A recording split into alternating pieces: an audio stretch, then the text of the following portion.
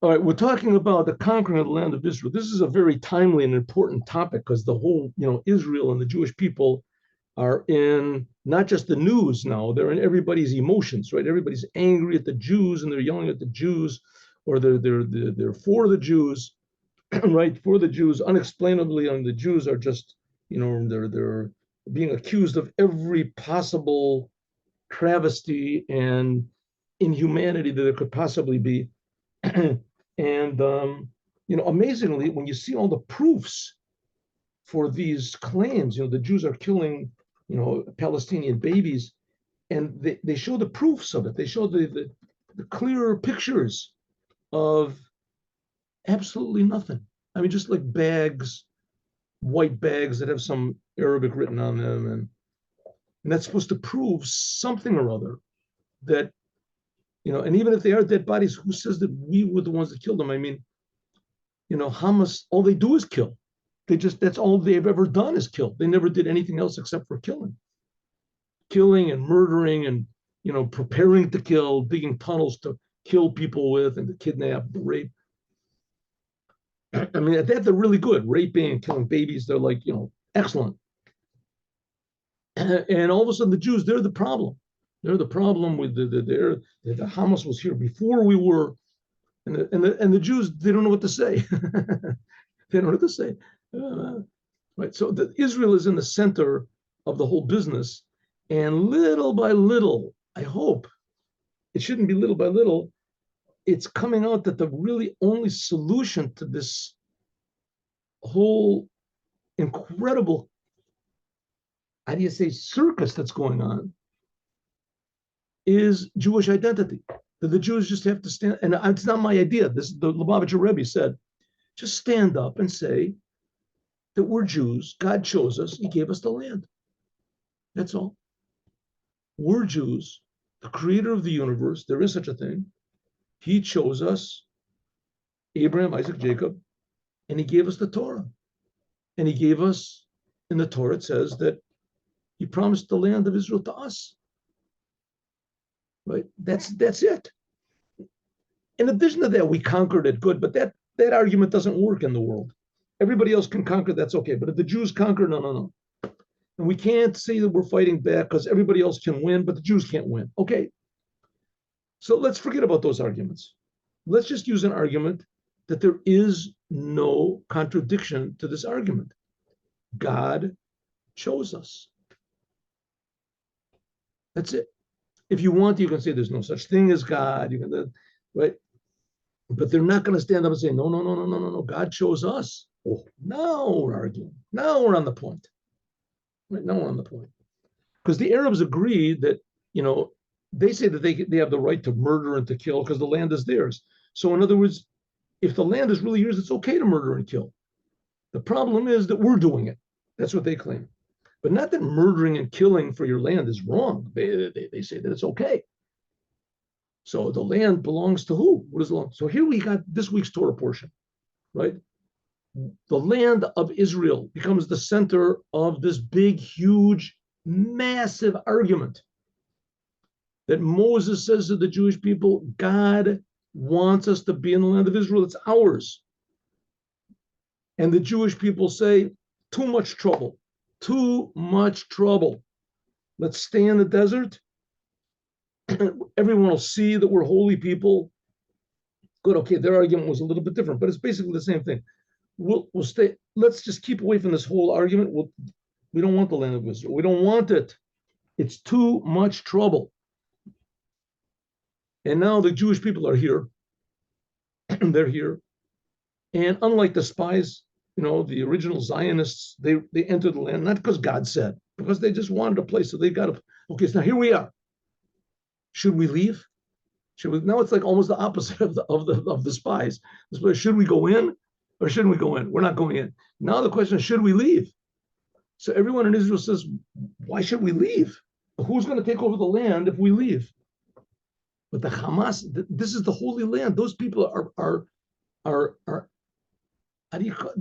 Animals, the worse than animals. There's no animals like that. Those people are devils, who knows? The unholy land. So that's the whole question going on over what's going on with this. So it says that there's two ways that spies went in, and the first way did not succeed, and the second way did succeed. And the Rebbe is going to say in a moment that the first way really did succeed, but it just opened up the path. The first way was Moses. Moses sent in 10, 12 spies to scout out the land and to come back with a positive report. And that would inspire the Jews to be more interested and more positive about going into the land of Israel. And in other words, just like an advertisement campaign to show the benefits of being in the land of Israel and that it's even better than you thought. And we know what happened. They came back and they said, we can't do it. We're not going in. Joshua, he sent in 2 spies. This is 40 years later. The 2 spies went in. No one knew about it. When they came back, no one knew that they were there. They came back only to Moses, to Joshua. They came back to Joshua. Moses had already passed away. They came back to Joshua, Yehoshua. And they told him quietly, you wanted us to see the whole land. We didn't see the whole land. We didn't make it. We only got to the very edge, went in. What did you hear? We heard that everyone in the Canaan is afraid of us. So that's it. That's what I wanted. That's what I wanted. Because I sent you in order to conquer the land, not to inspire the people. The people are already inspired. I want to know how to do it. How to do it. If I know that the people are weak in the land of Israel, that the Canaanites, they're weak, then we're going to take over. And that was enough. Okay, so it says, now we have a big question, and this answers the question. Second. Before it's explained many places that these scouts that Moses sent in, like it says, Kulam Anoshim, all of them were, like mentioned, they were important people. They were important people. At that time, they were all the spies that Moses sent in, that they came back and they disappointed him. But when Moses sent them in, they were all the highest level. They were the best of the best. Roshei Alfei Yisrael Hemo says they were the heads of the thousands of Jews.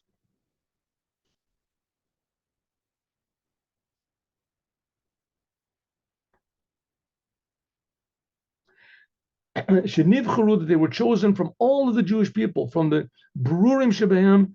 In other words, Moses, he went through the Jewish people and took out, like the 10,000 best. And from those 10,000, he took out the 1,000 best. And then he sifted them out from those 1,000. He took only the 100 best. And then they sifted them out. Finally got the 12, the best of the best. That the spies that he sent in, that ended up disappointing him, when he sent them in, they were the highest level. But what they didn't want to come down into the physical commandments. They didn't want to draw godliness down into the physical world. They wanted to remain in the desert because they were so holy. They wanted to maintain their high level of holiness and not to be distracted or soiled or confused by the world. So therefore they said, let's stay in the desert. Shabo, then in the desert, all they did was sit and learn the Torah. And the Torah was given in the desert. It was in a situation where they didn't have to deal with anything in the world. Food and water came from God, bread from heaven, the manna, they were protected. They didn't need an army. They didn't have to plow for food. They didn't have to, but to the degree, even after the sin, Nemar, it says, it says, these are the ones that have no portion in the world to come. Why? Because there's a book called Megale Amukot. And it says that the spies, the 10 spies, they don't have a place in the world to come. Why? Because their level is higher than the world to come. Therefore, Ein Olam Haba Begeder Shel Schar Avuram. The world to come, all the pleasures of heaven are like nothing for them. So if so, they did this terrible sin. They convinced all the Jews not to come into the land of Israel, but they did it for exactly the right reasons. Their motivation was perfect. And therefore, it says they get the highest rewards after they die. Their motivation was the Jewish people are pure. They're the sons of God. We got the Torah. Don't disturb us. They put a big don't disturb sign on the door. But Yesh Lomar, we can say, so therefore they didn't want to go into the land of Israel for the best reasons, right? And because they were holy, they didn't want to go into the land of Israel. They didn't want to be bothered with all this trivia in this world, digging and plowing. Anybody can do that. Yesh Lomar, we can say, according to what we said before, that actually there was really some sort of they say fruits came from the spies that Moses sent. True, they convinced all the Jewish people not to go in, and that there was a tremendous, God got very angry, and that was Tisha B'Av. We saw that the first and second temples were destroyed on that day, on that date, when the spies came back, because it was a terrible thing. But nevertheless, physically something good came out of it. What? Beshuvim, when they came back, they said, but we come to the land that God sent us, and it's Zavat Chalav Davash, and it's flowing milk and honey, and these are the fruits. So by means of these spies, the Jewish people knew clearly, without any doubt, Lo Rak B'Ofen Shel Emunah, not just in a way of faith, that the land of Israel was physically great, wonderful. And this helped, and it had a good effect when 40 years later, when Joshua sent in his spies, the Kibush Oretz, and they conquered the land by means of Joshua, so that they went to the land of Israel with great joy. Because why? Because they knew that they were conquering a land that was very fruitful. So with Joshua, they went in because they knew that God was helping them and that God wanted them to war, and they were all inspired. Right? They didn't have all these doubts about losing their integrity if they went into the land of Israel, right? But in addition to that, they also knew that physically it was going to be good, that the land of Israel was going to take away all their problems. They were going to have to plow, yes, but a little bit, and they would get these beautiful fruits. Why? Because of the spies that Moses sent in, that the land is very good. So we see that the spies that Moses sent in, even though that it ended temporarily in tragedy, but it in long range, it had very good results, that it proved that the land of Israel was very fertile and very, how do you say, user-friendly. And even deeper, if we look at the sort of Kabbalistic, the spiritual aspect of it, that when Moses sent these spies to scout out the land, it accomplished even something greater than just psychologically putting everybody in a good mood to take the land. Not just after 40 years, but immediately. Like it says, it says when Moses sent the spies, they were good. It began conquering the land of Israel by means of all the Jewish people. Here, these 12 spies, the scouts that Moses sent in, they were the first Jews to enter the land of Israel as part of the nation of Israel. They were the first ones. Abraham lived in Israel. Yitzchak never left Israel. Yaakov also lived in Israel. True. But the sons of Yaakov also lived in Israel briefly. But after that, the Jews left Israel. They went to Egypt when there was the big famine, and that's it. They stayed there. And they stayed in Egypt for 210 years. Not one Jew lived in Israel all that time. And then they wandered around in the desert for 40 years also. No Jews were there then either, almost. There were 12 Jews that went into the land of Israel, and they were the first Jews from the nation of Israel ever to set foot in the land of Israel. And that's the 12 tribes, the scouts.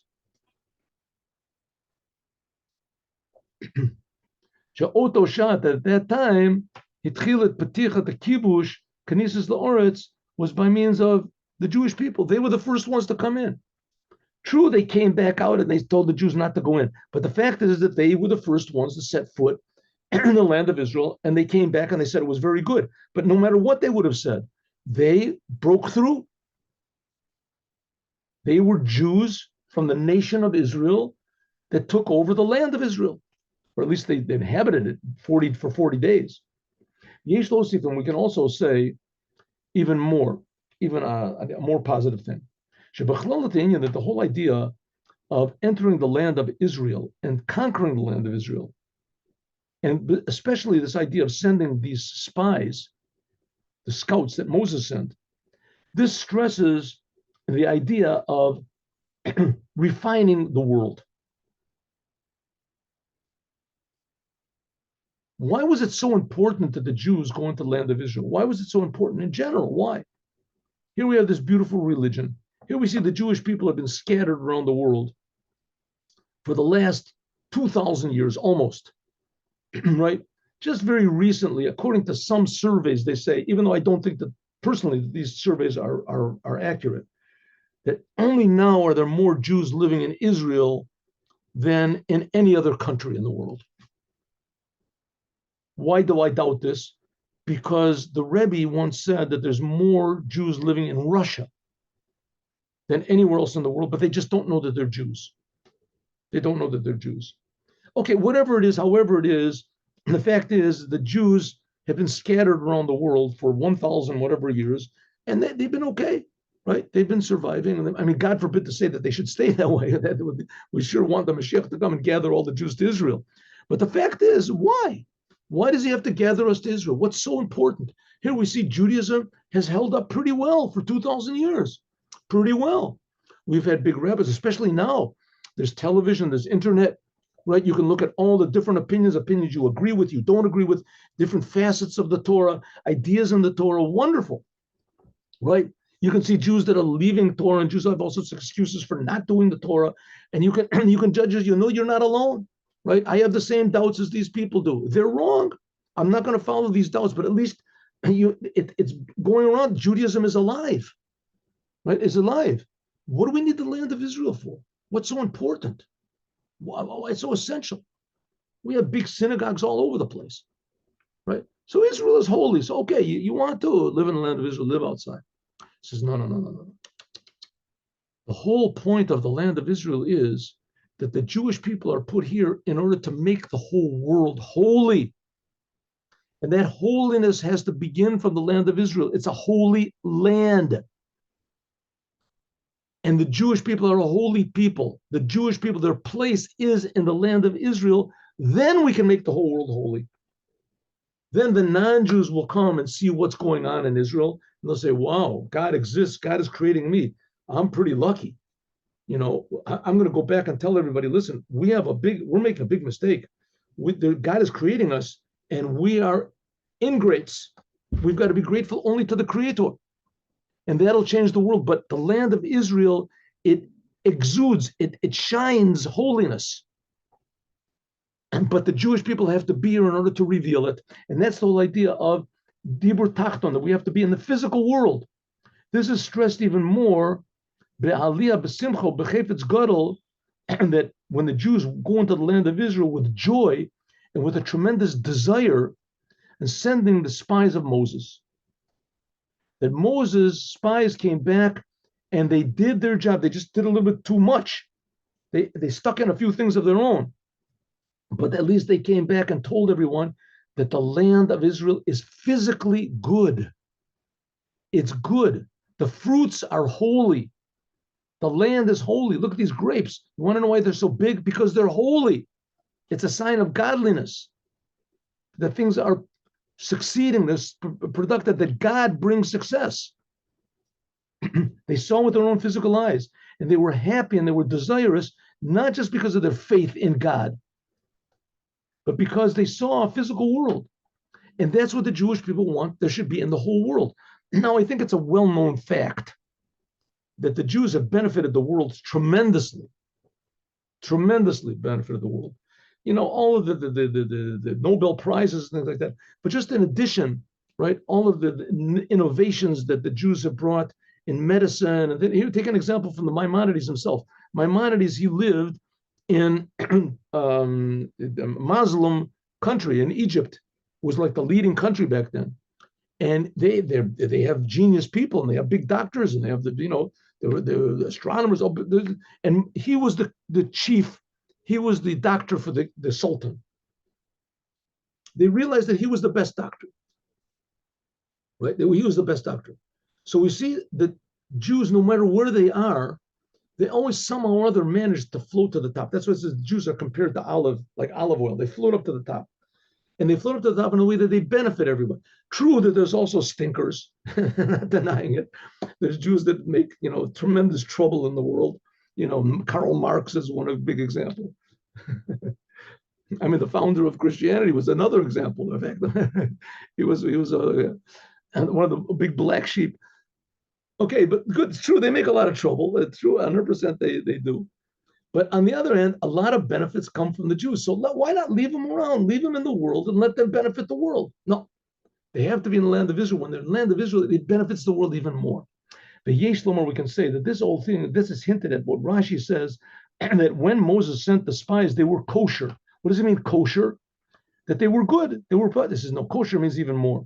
Kosher, the first letters of kosher, they have the initials of Kemotze Shalal Rav, like one who discovers a great treasure. Kemotze, it's a sentence from Psalms. Which Psalm is it here? Here, 52. Here, Psalms, 119, the longest Psalm of all, right? 119. So it says that kosher means like finding, like discovering, kamotze, shalal, a treasure, rab, a great treasure. Now, kamotze shalal rab. What does it mean to find a great treasure? First of all, it means to find, right? Find. You have to work. Look for a treasure. You have to dig, whatever. But when you find, a person digs ditches. Let's say digs ditches. So you work digging ditches. Let's say you earn $50 an hour, $100 an hour, right? Digging ditches. So every day you work for 8 hours, you make $100, $800 a day, right? That's pretty good, $800 a day. And you work for let's say 4 days a week, 5 days a week, right? So you make $40,000 a week. That's pretty good, $40,000 a week, right? $4,000 a week, good. But if you find a treasure, you dig. Let's say you dig for 3 days, and you find a treasure worth $20 billion. That's what a treasure is. Kamotze, you found, no, it's buried. You didn't invent the treasure, you just discovered it.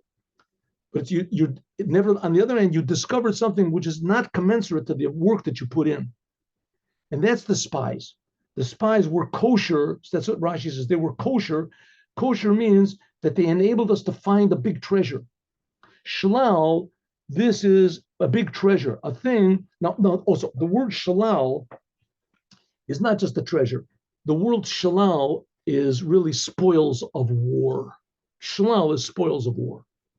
So this is a thing which a shalal, first of all, was in the hands of a treasure that was in the hands of the enemy, the menagid and your opposition. But lakhu, and we took it from him with a war. Okay, so my example of digging wasn't so good. Here you have to make a war, but then you take it out, but nevertheless, it's motzi shal. It's a discovery. That part of my example was good. It's a discovery. Hainu shalal, that the hidden treasure that you took was not commensurate at all to the service, the work that you did in the war. The ad until shalal rav, you find a big treasure. Riboy gadol, a tremendous bountiful amount, but riboy she'ein lamayla mimenu, which is incomparable. V'zeu, that's the whole idea of oto shakashenimuyu. That's what it means when Moses sent these spies in, that he sent the first spies in, they opened up the door to this tremendous treasure. They were the first ones to go into the land of Israel.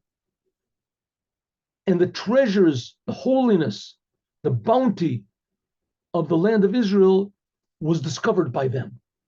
That the whole purpose to send them to the land of Israel, the beginning of the conquering and the inhabiting of the land of Israel, was that the Jews should go in with great happiness. This is the idea of birur atachton, refining the physical world, kamotzi shel rav, like that's the first, finding great treasures.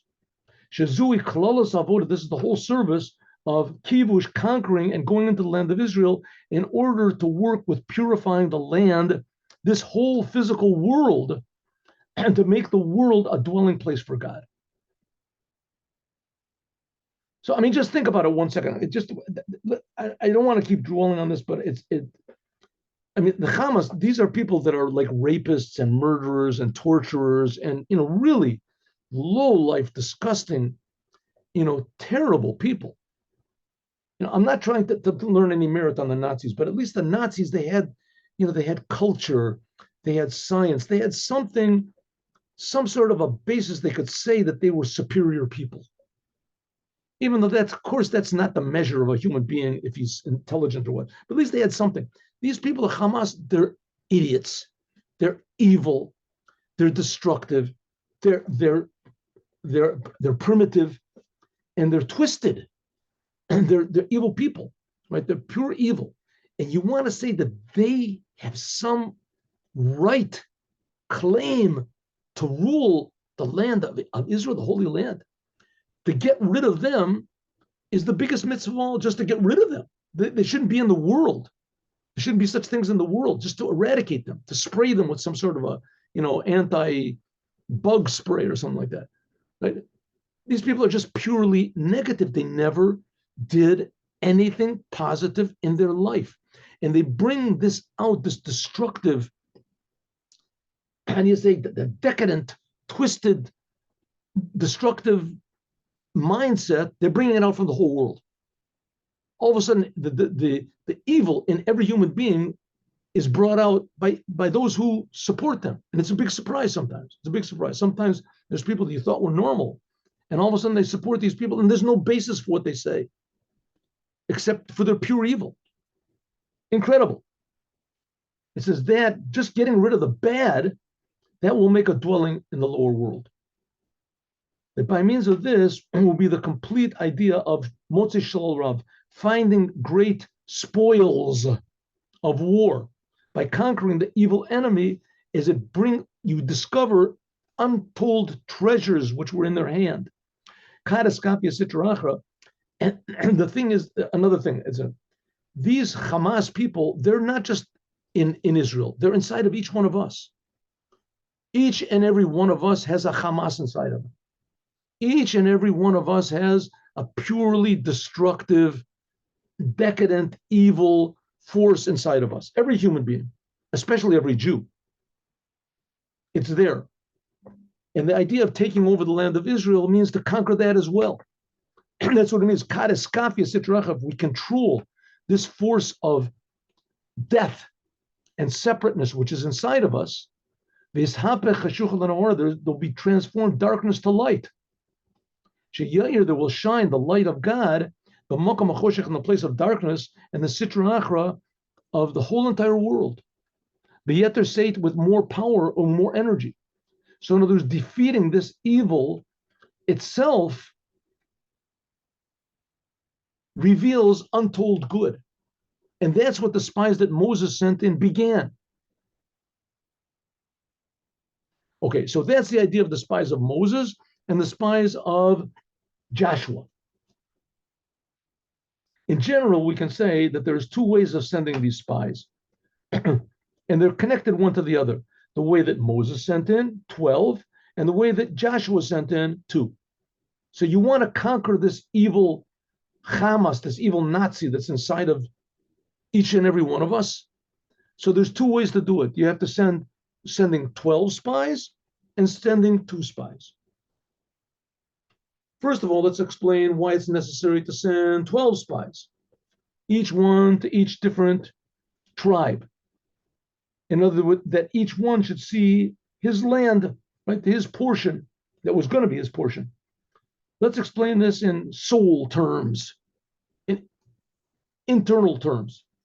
Lefi, because that the land of Israel is divided to 12 portions. This corresponds to the 12 tribes of Israel, that each and every tribe has its own path and his own nature, that each and every tribe has his way of serving God. Something like dividing the Jewish people in a general way to Yisachar and Zevulun. For instance, Yisachar, it says they sat and learned Torah, and Zevulun, they went out and worked and made money. And they supported the ones who learned the Torah. In some ways, they were more important than the ones that learned the Torah. Similarly, also, Benogea, Lechalukas Pratis of the Yud Beis Shvatim Yisrael, of the 12 tribes of Israel. It says the 12 tribes of Israel, each and every one had his own unique way of serving God and refining the world. So each one had a different power portion in the land of Israel that's relevant to his type of service. When you join all these 12 unique facets of serving God together, the 12 different tribes of Israel, like it says, Yachad Shiftei Yisrael, by refining the 12 different portions of the land of Israel, and then all of these details of fixing up the world will have an effect on the whole entire world. I'm sorry, fixing up the land of Israel will have an effect on the whole world. Kol olam kula, the whole entire world that was created for the sake of the Jews. That's what it means. The world was created for the sake of the Jews. It was created for the sake of the Jews to refine.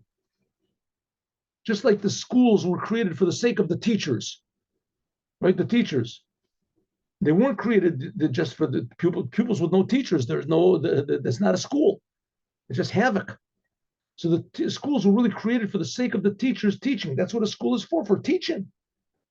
But nevertheless, the teachers, they're the servants of the pupils. They're there to supply the needs of the pupils. The same thing the Jewish people. The world was created for the Jewish people, but we Jewish people, we're servants of the whole world. We're here to serve and improve the whole world. Since the land of Israel, this includes in it all of the other lands in the world.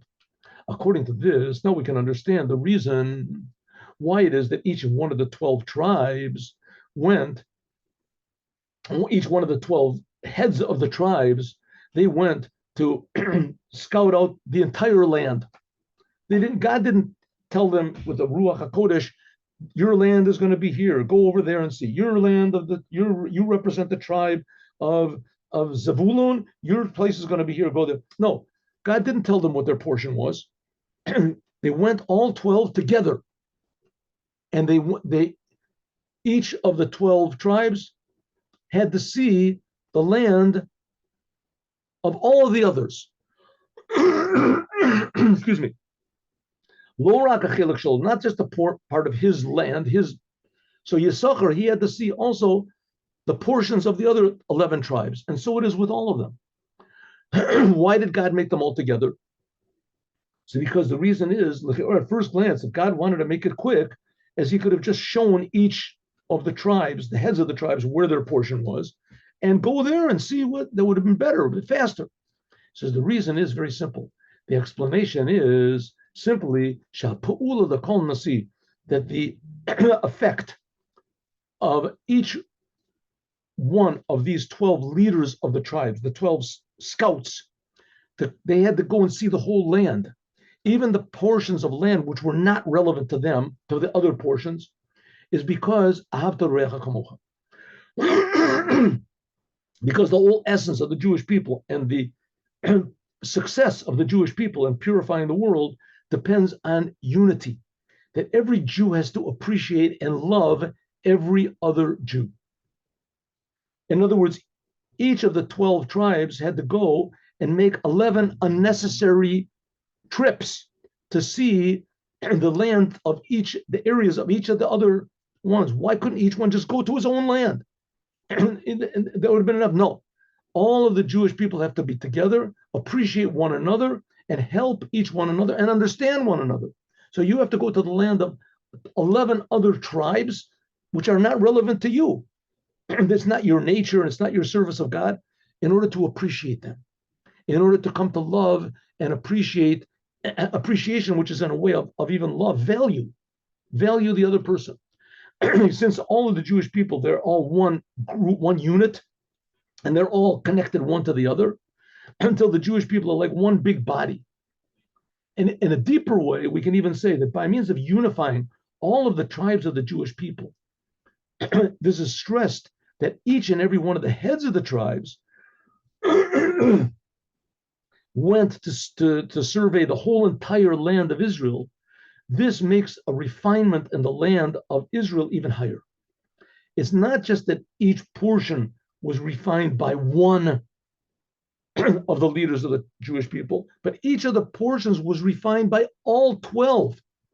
That by means of the highest level of all the Jews, the unification of all the Jews into 12 tribes together, this was a level which is above any unification, any division. And all 12 gave their 12 blessings to each and every place. That's drawn down the unity of the Jewish people in order to unify the entire world with the unity of God. And now we're going to explain this more, God willing, tomorrow.